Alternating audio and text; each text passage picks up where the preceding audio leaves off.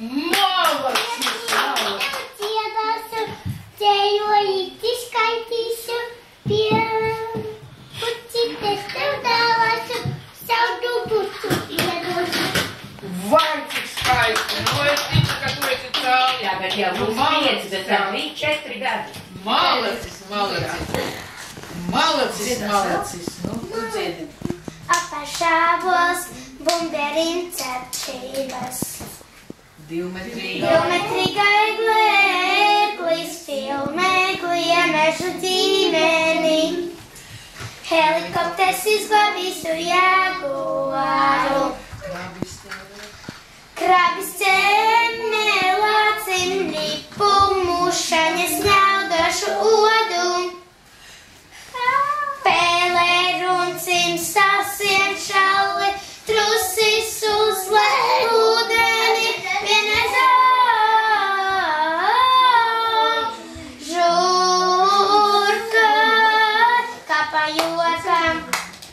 joka pēc mums ir sanācis alfabēts, kāpā joka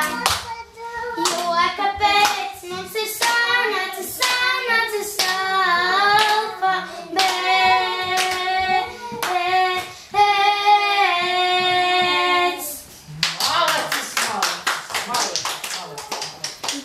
Malacis. Man prieks, ka es redzu, ka bērns iet mūziskolā. Citādi nevarētu vienmēr varbūt par māna, ka viņi iet mūziskolā.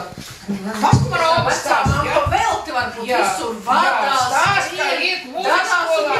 Jā, čēli jau var dzīvokļi nolikt, bet ja neviens nespēta čēlis jau ir, ka mēbeles stāvē.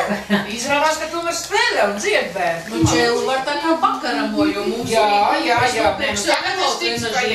Viktor saka, vai tas mums būs liels pakaramais, pēc 2 mēnešu bija arī. Jā. Jā, tā kā čēlu jau var tāpatās. Nevar. Viņš pirmkārt ir grāvī, ka iekāp galu redz ārā. Paldies Dievam, var redzēt, kur nāk sanita.